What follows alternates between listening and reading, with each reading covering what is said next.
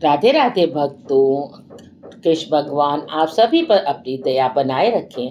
कार्तिक मास की पहली एकादशी पड़ रही है, जो रमा एकादशी के नाम से हम लोग जानते हैं। इसका बहुत ही ज़्यादा महत्व बढ़ जाता है, क्योंकि ये कार्तिक मास में आती है। तो कार्तिक मास में आने वाली एकादशी को का जो हम लोग को व्रत रहते हैं, तो वो भी उसका फल भी बहुत गुना बढ़ जाता है।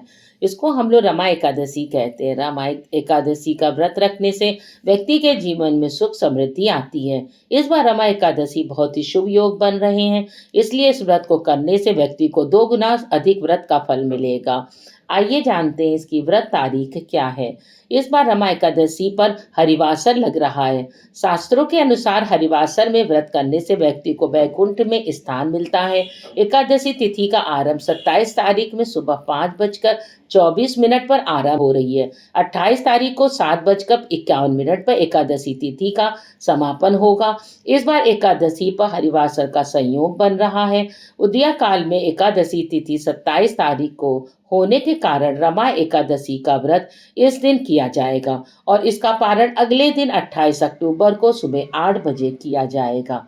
इस बार हरिवासर भी लग रहा है। ऐसे में जो लोग हरिवासर का व्रत कर रहे हैं, वह 27 और 28 दोनों दिन एकादशी का व्रत रखेंगे। 29 तारीख को सुबह 10:29 से पहले व्रत का पारण करना होगा। ऐसी मान्यता है कि जो व्यक्ति हरिवासर में एकादशी का व्रत रखता है, उसे वैकुंठ में स्थान मिलता है।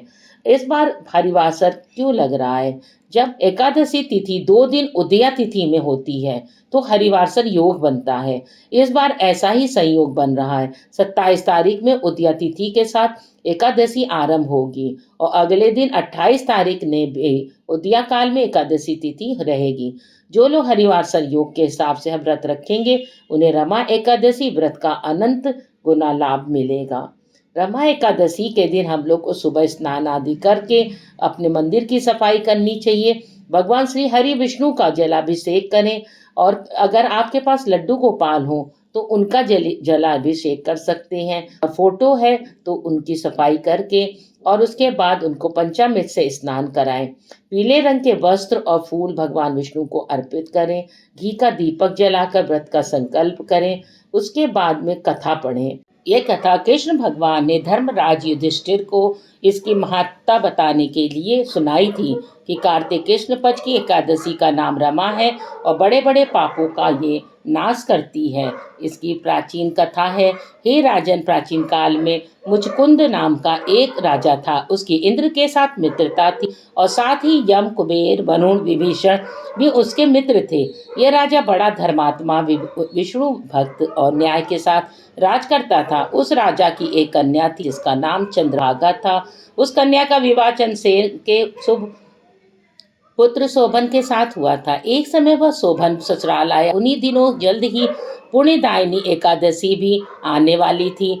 जब व्रत का दिन समीप आ गया तो चंद्रभागा के मन में अत्यंत सोच उत्पन्न हुआ कि मेरे पति अत्यंत दुर्बल हैं और मेरे पिता की आज्ञा अति कठोर है। 10वीं को राजा ने ढोल बजवाकर सारे राज्य में घोषणा करवा दी कि एकादशी का भोजन नहीं करना चाहिए। ढोल की घोषणा सुनते ही शोभन की अत्यंत चिंता हुई और उसने अपनी पत्नी से कहा, हे प्रिय, अब क्या करना चाहिए? मैं किसी प्रकार भी भूख सहन नहीं कर सकूंगा। ऐसा उपाय बतलाओ जिससे मेरे प्राण बच सके, अन्यथा मेरे प्राण अवश्य चले जाएंगे। चंद्रभागा कहने लगी, हे स्वामी, मेरे पिता के राज में एकादशी के दिन कोई भी भोजन नहीं करता। हाथी, घोड़ा, ऊंट, बिल्ली, गौ आदि भी तृण, अन्न, जल आदि ग्रहण नहीं कर सकते। फिर मनुष्य का तो कहना ही क्या। यदि आप भोजन करना चाहते हैं तो किसी दूसरे स्थान पर चले जाइए, क्योंकि यदि आप यहाँ नहीं रहना चाहते हैं तो आपको अवश्य व्रत करना पड़ेगा। ऐसा सुनकर शोभन कहने लगा कि हे प्रिय, मैं अवश्य व्रत करूंगा। जो भाग्य में होगा वह देखा जाएगा। इस प्रकार के विचार पर शोभन ने व्रत रख लिया और भूख व प्यास से अत्यंत पीड़ित होने लगा। जब सूर्य नारायण अस्त हो गए और रात्रि को जागरण का समय आया तो वैष्णवों को अत्यंत हर्ष देने वाला था, परंतु शोभन के लिए अत्यंत दुखदायी हुआ। प्रातःकाल होते शोभन के प्राण निकल गए। तब राजा ने सुगंधित काष्ठ से उसका दाह संस्कार करवाया, परंतु चंद्रभागा ने अपने पिता की आज्ञा से अपने शरीर को दग्ध नहीं किया और शोभन की अंत्येष्टि क्रिया के बाद अपने पिता के घर में ही रहने लगी।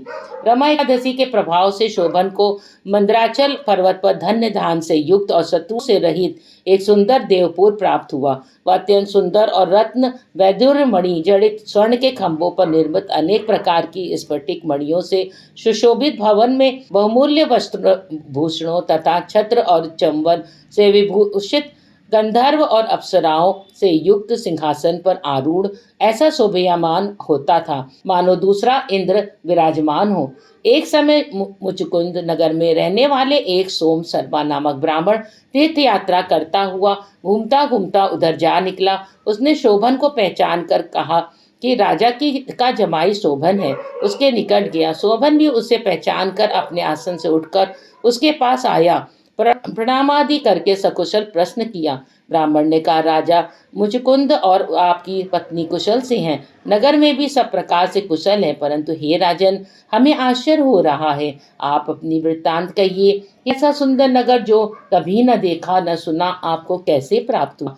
तब शोभन बोला, कार्तिक कृष्ण की रमा एकादशी का व्रत करने से मुझे यह नगर प्राप्त हुआ, परंतु यह अस्थिर है। स्थिर हो जाए ऐसा उपाय कीजिए। ब्राह्मण कहने लगा कि हे राजन, यह स्थिर क्यों नहीं है? कैसे स्थिर हो सकता है? आप बताइए, फिर मैं अश्वमेध यह उपाय करूंगा। मेरी क्या इस बात को आप मिथ्या न समझिए। शोभन ने कहा कि मैंने इस व्रत को श्रद्धा रहित होकर किया था, अतः यह सब कुछ अस्थिर है। यदि आप मुचकुंद की कन्या चंद्रभागा को यह सब वृत्तांत कहें और यह स्थिर हो सकता है। ऐसा सुनकर उस श्रेष्ठ ब्राह्मण ने अपने नगर लौटकर चंद्रभागा से सब वृत्तांत कह सुनाया। ब्राह्मण के वचन सुनकर चंद्रभागा बड़ी प्रसन्नता से ब्राह्मण से कहने लगी, हे ब्राह्मण, ये सब बातें आपके प्रत्यक्ष देखी हैं और स्वप्न की बातें कर रहे हैं। ब्राह्मण कहने लगा, हे पुत्री, मैंने महावन में तुम्हारे पति को प्रत्यक्ष देखा है। साथ में किसी से विजय न हो ऐसा देवताओं के नगर के समान उसका नगर भी देखा है। उन्होंने यह भी कहा कि वह स्थिर नहीं है। जिस प्रकार वह स्थिर रह सके सो उपाय करना चाहिए। चंद्रभागा कहने लगी कि हे विप्र, तुम मुझे वहां ले चलो। मुझे पतिदेव के दर्शन की तीव्र लालसा है। मैं अपने किए हुए पुण्य से उस नगर की स्थिर बना दूंगी। ऐसा कार्य की इसलिए जिससे उनका हमारा संयोग हो, क्योंकि वियोगी को मिला देना महान पुण्य है। सोम शर्मा यह बात सुनकर चंद्रभागा को लेकर मंदराचल पर्वत के समीप वामदेव ऋषि के आश्रम पर गया।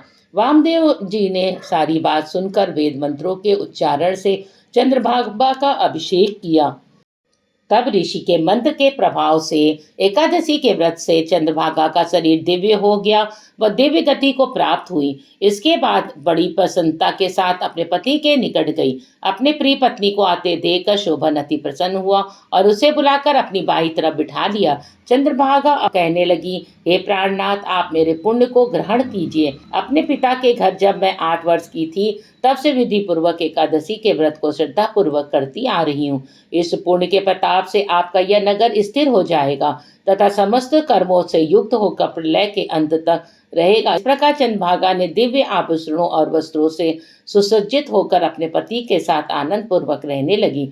हे राजन, यह मैंने एकादशी का महात्म्य कहा है। जो मनुष्य इस व्रत को करते हैं उनके ब्रह्म हत्यादि जो समस्त पाप नष्ट हो जाते हैं।